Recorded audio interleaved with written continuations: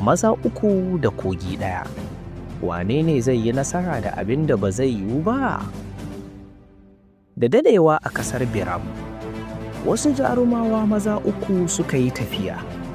Kafafunsu suna dukan ƙasa suna tafiya, don sun nufi wani ƙauye mai nisa. Wurin da kyau ya yi fure, budurwai kuwa suna rawa da dariya a idanunsu.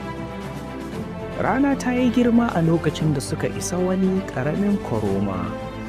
Suka dunguma a hankali suka haye hanya. Bai wuce idanun sawayensu ba. Ba tare da wani tunani ba suka ratsa suka ci gaba da tafiya ba tare da takalmansu ya jike ba. Daga ƙarshe suka isa ƙauyen. Kuyanga suka gaishe su cikin murmushin kunya. Kowane saurayi